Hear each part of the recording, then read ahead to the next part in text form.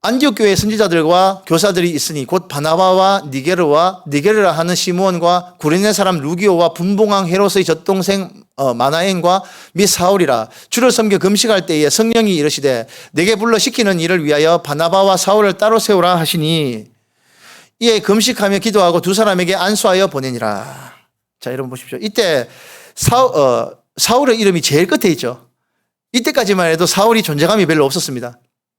그런데 조금만 지나면 바울의 이름이 제일 먼저 나와요. 이렇게 전도 여행이 떠나게 되는 부분이 바로 13장에 나옵니다. 여러분 13장 4절고 앞에 이렇게 적어 놓으십시오. 1차 전도 여행 출발이라고 써 놓으시면 됩니다. 13장 4절 앞에 1차 전도 여행 출발이라고 써 놓으시면 됩니다. 1차 전도 여행 출발.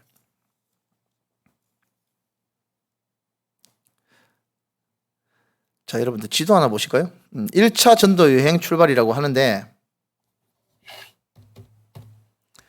자, 한번 보겠습니다. 이 지도를 한번 보시면요. 요게 이름 나와 있는 요 부분이 사도 바울이 전도 여행을 떠났던 지역입니다. 여러분 잘 모르시겠죠? 복잡하죠? 이름이 너무 많이 나와가지고. 뒤에 보시면요. 요게 사도 바울이 전도 여행을 떠났던 지금의 터키 지역, 수리아 지역, 그리스 지역, 이쪽이 제일 발달된 지역이었습니다. 발달된 지역. 요 지역으로 전도 여행을 떠나는데 1차 전도 여행은요. 여기 보시면은 마우스 포인트가 어딨냐. 1차 전도 여행은 여기 섬 하나 보이시죠? 여기 예루살렘 옆에 섬. 잘 보이십니까? 요 섬이 구브로라고 되어 있는데 키프로스 섬이라고 하는 지금도 굉장히 좋은 섬이 이 키프로스 섬 여기로 먼저 배를 타고 전도 여행을 떠나는 것이 1차 전도 여행입니다, 여러분. 자, 키프로스로 가가지고 그 반대편 구브로 섬에 있는 반대편에 그 바보라고 되어 있는데 바보가 아니고 파포스. 우리 할아버지들 발음이 좀 민망할 때가 있습니다. 바보가 아니고 파포스라는 섬에 가가지고 바울과 바나바가 전도를 시작합니다. 거기에 보면 총독에게 가가지고 전도를 하는데 이때 총독 옆에는 웬 이상한 마술사 한 명이 붙어 있습니다. 이 마술사가 바울과 바나바가 전도를 못하게 계속 방해를 합니다. 그러니까 바울이 나서가지고 모든 악독한 마귀의 수계라고 막 욕을 합니다. 네가 눈이 어두워가지고 앞을 못 보게 될 것이다라고 얘기하니까 바로 눈이 멀어버려요. 이 장면을 보고 이 키프로스의 총독이 안 믿을 방법이 있습니까? 이렇게 해가지고 전도 여행이 구브로에서 시작되는 장면이 나옵니다. 자, 시간이 없으니까 제가 경로만 쭉 설명을 드릴게요. 자, 요 구브로에서 배를 타고 요 밤빌리아 지역에 있는 버가라고 갑니다. 자, 보이십니까? 여기가 버가라는데 요쪽으로 상륙합니다. 요 버가모라고 하는 지역에 상륙해가지고 나중에 필요하시면 제가 지도 하나 드릴게요. 버가모라고 하는 버가에 착륙해가지고 비시디아 안디옥을 통해가지고 이고니온과 루스드라까지 전도를 떠납니다. 근데요 공통점이 있어요. 전도 여행을 가가지고 어디로 가냐면 항상 먼저 가는 곳이 뭐냐면 회당입니다. 회당에 누가 있습니까? 회당에는 유대인들이 있어요. 유대인들에게 가가지고 뭐라 전합니까? 너희들이 알고 있는 이 구약 성경의 내용이 바로 이 예수 그리스도에 대한 내용이다. 이 예수가 십자가에 못 박혀 너희가 죽였지만 부활하시고 승천하셔서 지금 또 살아계시고 역사하고 계시는 하나님이시다라는 말씀을 어디에 가서 전했다고요? 회당에서 전했습니다. 회당에서 전하니까 믿고 받아들이는 사람도 있었고 이방인 중에서도 믿고 받아들이는 사람이 있었는데 반대로 믿고 받아들이지 않는 사람들도 있었겠죠. 그래서 바울을 배척합니다. 다른 사람을 선동해가지고 바울을 쫓아냅니다.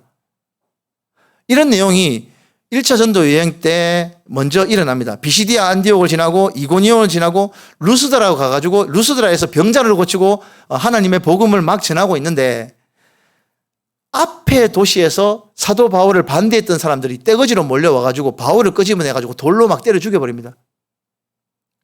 돌로 얼마나 심하게 쳤는지 바울이 죽은 줄 알았어요. 야, 죽었다. 가자 하면서 유대인들이 우르르르 떠나고 나니까 바울의 제자들이 와가지고 이 기막힌 광경을 보면서 옆으로 삥 둘러서가지고 이렇게 지켜봤습니다. 얼마나 기가 찼겠습니까? 갑자기 유대인들이 들이닥쳐가지고 바울을 돌로 때려 죽여버린 거예요. 근데 희한한 일이 생겼어요. 다 죽은 줄 알았던 바울이 갑자기 꿈틀꿈틀 부시럭부시럭 하더니만 일어나요. 옷을 툭툭 털더니만 이 사람이 어디로 간지 아십니까? 그 뒤에 더베라는 곳으로 가가지고 또 말씀을 전합니다. 여러분, 사도 바울은요, 이런 사람이었어요. 자기가 유대교에 있을 때는 예수 믿는 사람들을 잡아 죽이는데 온 정력을 다하는 사람이었지만 회심을 하고 하나님의 복음을 믿는 전도자가 되고 난 다음에는요, 죽을 때까지 돌에 맞고도 일어나자마자 바로 간 게 더베로 가가지고 거기에서 복음을 또 전했답니다.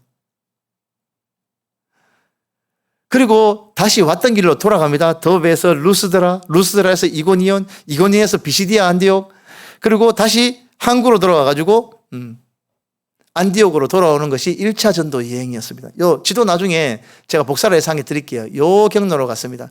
그 내용이 우리가 성경 말씀에서 보고 있는 것처럼 쭉 흘러가는데요. 여러분들 14장 제일 마지막에 14장 28절 끝에 이렇게 기록을 하십시오. 1차 전도 여행 끝이라고 기록하십시오. 1차 전도 여행 끝. 1차 전도 여행이 여기서 끝납니다. 그렇게 하고 난 다음에 15장에 보시면요, 예루살렘 공회가 열립니다. 예루살렘 공회가 열려서 무슨 얘기를 하냐면 할례장들이 들어와가지고 질서를 어지럽히는 거예요. 할례를 받지 않으면 예수를 믿는다 하더라도 할례를 받지 않으면 우리 공회에 들어올 수 없다라고. 그러니까 베드로하고 바울하고 가가지고 왜 이런 식으로 복음을 혼잡게 하느냐라고 이제 막 따지고 공회에서 막 토론을 하는 장면이 바로 15장 그 뒤에 나옵니다. 그래서 베드로가 앞서가지고 반대를 하는 바람에 마지막 그 우상을 죽인 것과 뭐 목매어 죽인 것과 피 흘린 것들만 먹지 않는다면 할례를 받지 않아도 우리 회의에 들어올 수 있다라는 결정을 내려주는 것이 바로 이 15장의 내용입니다. 여러분들 성경 말씀 다 읽으셨죠? 읽으셨으니까 제가 말씀을 드리는 거예요. 그리고 바로 22절부터 이어지는 부분이 이방인 신자들에게 그 결과적인 내용을 편지로 보내는 내용이 바로 22장부터 35장까지의 내용입니다. 35장까지의 내용이 이방인들, 회심한 이방인들을 괴롭히지 마라, 괴롭게 하지 마라 라는 것이 바로 22절부터 35절까지의 내용입니다. 성경에 기록해 놓으시면 나중에 읽으실 때 도움이 됩니다. 자, 그렇게 지나가면 36절부터 41절 보면 36절 앞에 이렇게 기록하십시오. 갈로 열고 2차 전도 여행 출발이라고 적으십시오. 2차 전도 여행 출발. 그렇게 기록하십시오. 2차 전도 여행 출발.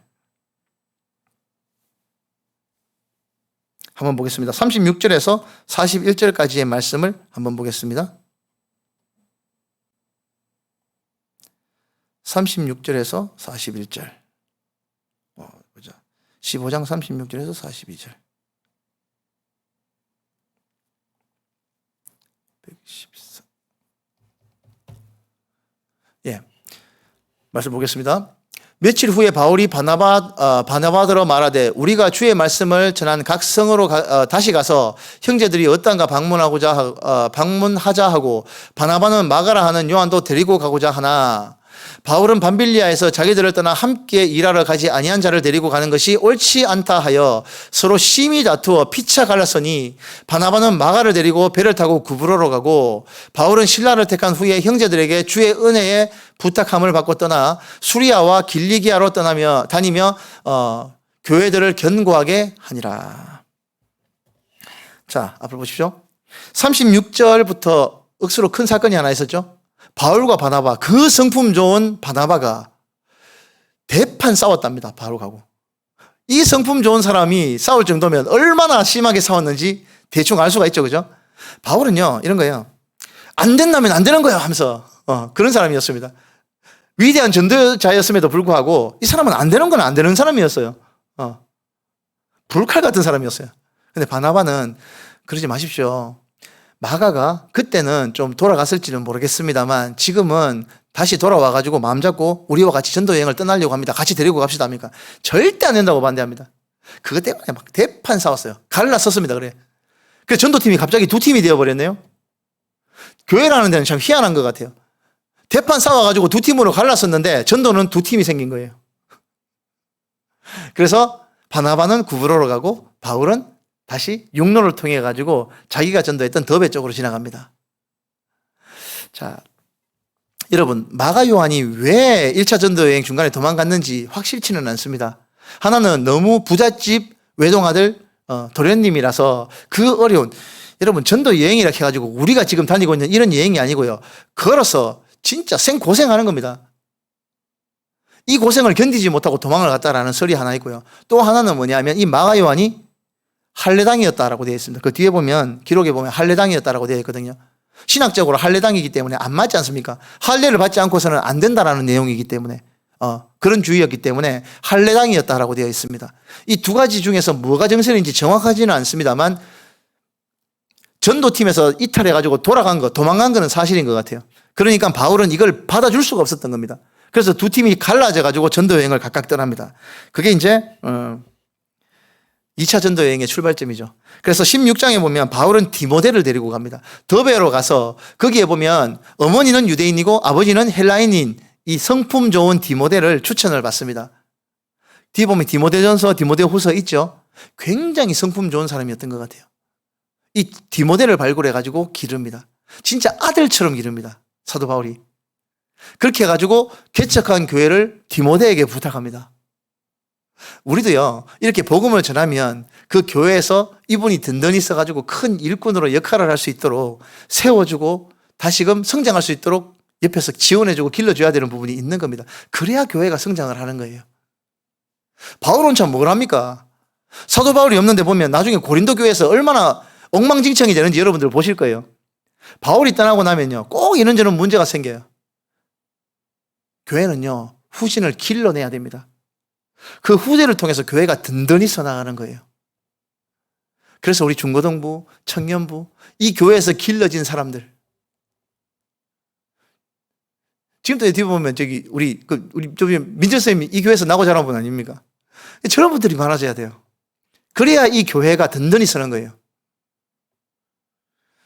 자, 이렇게 전도 여행을 다니면서 사도 바울은 혼자만 한 것이 아니고 동역자들을 통해서 그 교회를 정착시키고 성장을 시켰던 겁니다.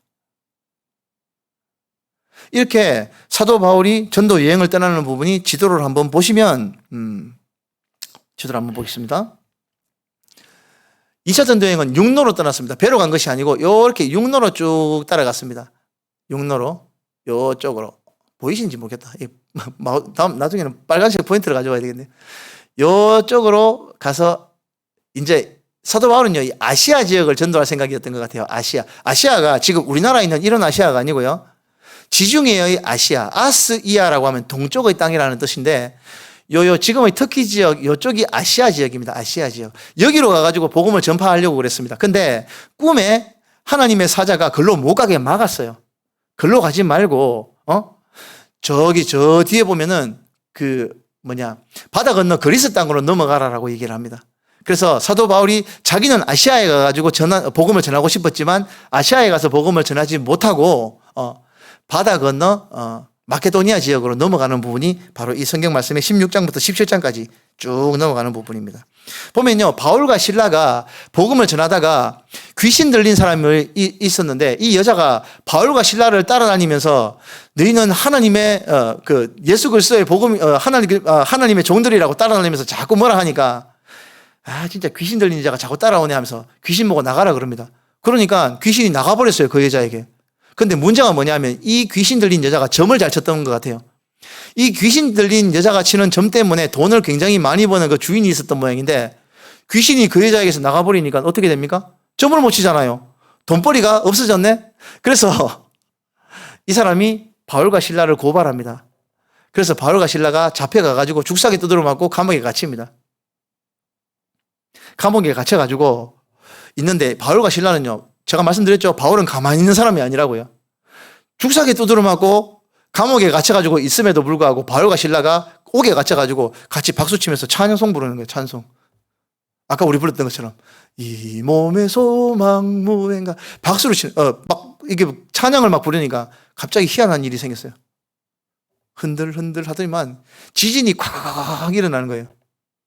지진이 얼마나 심했냐면 옥터가 흔들리고 문이 다 열리고 이게 수갑이고 이거 다 풀려버렸어요. 죄수들, 그 많은 죄수들이 다 도망가고 없어질 지경에 이르렀습니다. 간수가요, 정신을 차려가지고 깨가지고 일어나 보니까 옥문이 다 열려 있거든요. 그러니까 아까 말씀드렸죠? 죄수 한 명에 간수 한 명 목숨이라고? 자기는 죽은 목숨이에요. 죄수가 도망갔기 때문에. 칼을 빼가지고 자결을 하려고 합니다. 한번 보겠습니다.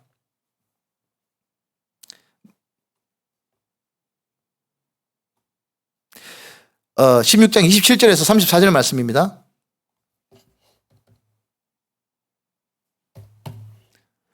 자, 보겠습니다.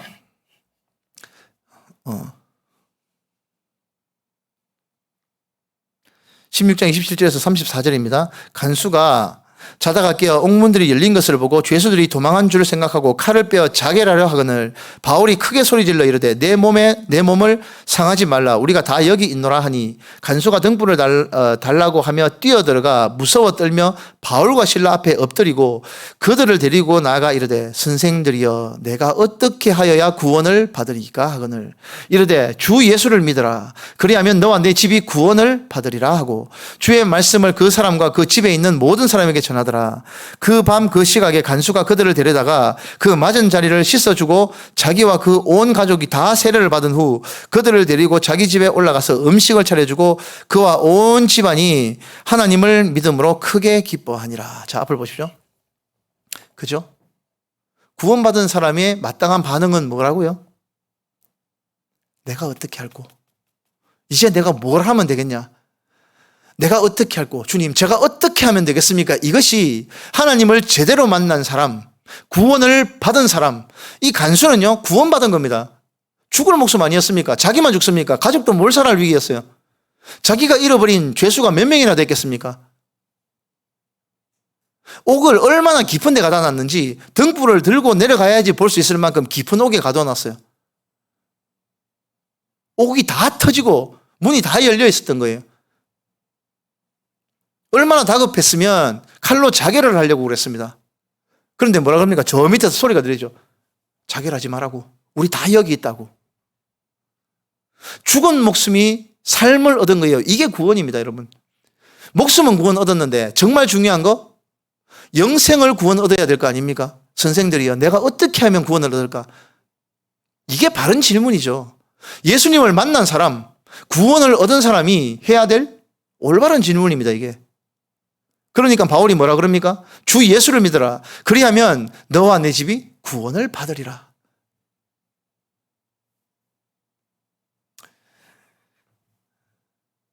바울과 제자들과 사도들은요, 누가 말 좀 시켜주면, 말만 터지면 예수, 말만 터지면 구원. 삶이 이런 사람들이었어요. 삶이. 우리라고 달라야 되겠습니까? 누가 좀 안 건드려주나? 누가 내한테 말 좀 안 시켜주나?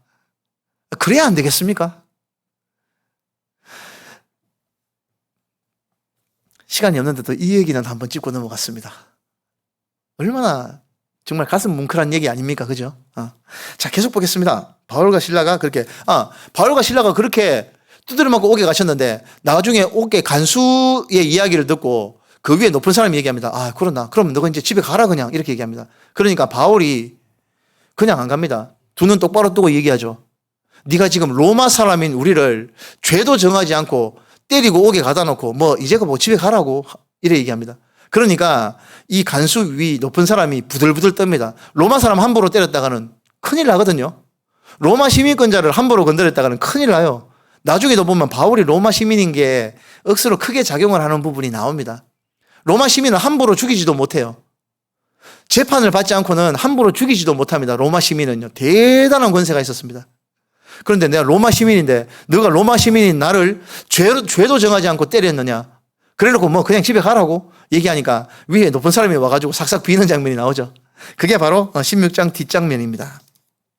17장에 보면요. 데살로니카로 가가지고 말씀을 전하는 장면입니다. 그 사진 한 번만 더 볼게요. 보시면 자, 이 데살로니카가 어디 갔노? 안 보이시죠, 잘? 이게 섬지역 제일 왼쪽 상단에 있는 이쪽이 그리스 땅인데요. 데살로니카가 여위에 있습니다. 여위에. 데살로니카로 가가지고 그리스 지역을 전도하는 부분이에요. 다음 시간에는 제가 지도 한 개씩 나눠줘야 되겠다. 잘 안 보이시죠? 그죠? 지도로 큰 걸 한 개 나눠드리고 시작을 할게요. 크게. 데살로니카로 넘어갑니다. 여기 보면 사도 바울이 이제 전도 여행을 떠나는 경로가 쭉 나옵니다. 자, 그리고 베레아라는 곳에 가가지고 전도를 하는 내용과 아덴, 지금의 아테네 지역에 가가지고 전도하는 내용도 나옵니다. 여러분, 그게 이제 바로 17장 16절에서 그 뒤에 이어지는 내용입니다. 아테네에는요, 큰 신상이 있었습니다. 지금 또 유명한 제우스와 무슨 뭐 헤르메스 신상들이 엄청 많아요. 신상이 많다는 얘기는 우상도 많다는 얘기죠. 거기에서 바울이 무슨 가르침을 전하려고 하는데 당시 유명한 에피쿠로스 학파하고 스토아 학파라는 그리스의 유명한 두 학파가 있었습니다. 이 사람들이 바울이 와가지고 말씀 전하려고 하니까 뭐라 그러냐면 이 말쟁이가 또 무슨 소리 하려고 이러노? 이랍니다. 그래, 할 말 있으면 한번 시큰 떠들어 봐라. 이러니까 이제 바울이 올라가가지고 얘기를 하죠. 너가 보니까 신상들도 억수로 많던데 어떤 신상 보니까 알 수 없는 신에게라고 되어 있는 게 있더만 그 알 수 없는 신이 누군지 아나? 바로 천지를 지으신 하나님이시다 이것들아. 너가 지금 사람의 형상으로 만들어 놓은 이 모든 우상들하고는 아주 다른 분이시라고. 그분이 아들을 보내셨는데 그분이 바로 예수 그리스도시고 십자가에 못 박혀 죽으셨지만 부활하시고 승천하신 분이 바로 예수님이시다라는 얘기를 전파합니다. 그런데 믿은 사람도 있고 여기서도 안 믿은 사람들이 있습니다. 바울이 가는 곳마다 회당에 가서 말씀을 전했고요. 교회를 세웠고요. 거기에서 제자들을 가르쳤습니다. 여러분, 교회가 뭐 하는 데인지 아십니까? 여러분, 교회 할 때 교자가 무슨 교자인지 아십니까? 가르칠 교자예요. 가르칠 교자. 회자는 무슨 회자입니까? 모일 회자. 가르치는 모임. 뭘 가르치는 모임입니까?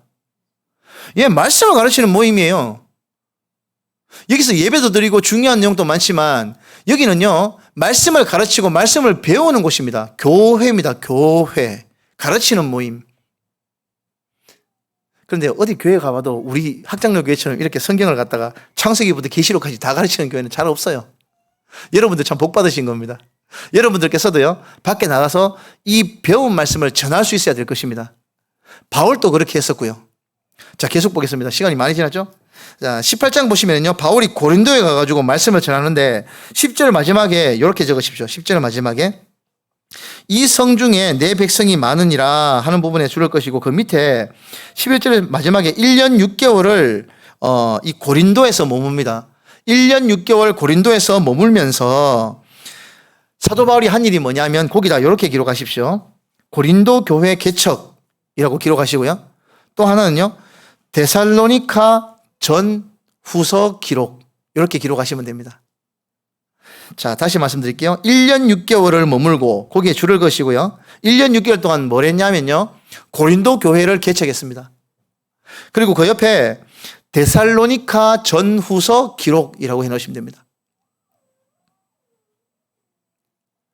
자, 그래서 우리는 다음 시간에 데살로니카 전 후서를 읽게 될 겁니다.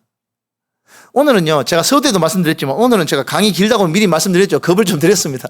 아마 제 길 거라고 얘기했습니다. 왜냐하면 이 누가 때문이에요. 제 책임 아닙니다. 누가가 이 기록을 너무 소상하게 해놔가지고 제가 그냥 넘어갈 수가 없었습니다. 여러분들에게 대충 설명할 수도 없고. 그래서 오늘은 아마 강의 중에 제일 길었을 거예요. 원래 이렇게 길지는 않습니다. 보통 1시간 남짓이 될 겁니다. 오늘 이 긴 강의를 들으신다고 너무 고생하셨는데요. 다음에는 한 1시간 안팎이 될 거고 오늘은 특히나 길었습니다, 여러분. 네. 자, 우리 11장 1절에 요 데살로니카 전후서라고 되기 때문에 다음 시간에는 데살로니카 전후서 그리고 18장 그 이후에 19장 20절까지 읽고 난 다음에 고린도 전후서를 읽도록 하겠습니다. 자, 기도하겠습니다.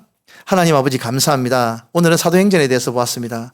환경도 바뀌고 원래 코로나 때문에 집에서 녹화를 해서 유튜브로 보았던 그 교육이 이제 교회에서 하다 보니 환경도 바뀌고 분위기도 많이 바뀌었습니다. 하나님, 분위기도 바뀌고 환경이 바뀌었다 하더라도 하나님의 진리의 말씀은 변함없는 줄 믿습니다. 이 진리의 말씀이 듣는 모든 자들에게 가슴에 박히고 하나님의 그 구원의 말씀이 온 세계 만방으로 전파되어지는데 우리가 선봉장이 되어질 수 있도록 도와주시옵소서. 은혜와 진리가 우리 가운데 넘쳐날 수 있게 도와주시옵소서. 하나님의 백성답게 어디에 가나 주님의 복음을 가지고 사도 바울과 같이 펄펄 끓는 불칼같이 주님의 말씀을 전파할 수 있는 믿음의 백성들이 될 수 있도록 도와주시옵소서. 감사를 드리옵고 예수님 이름으로 기도드리옵나이다. 아멘.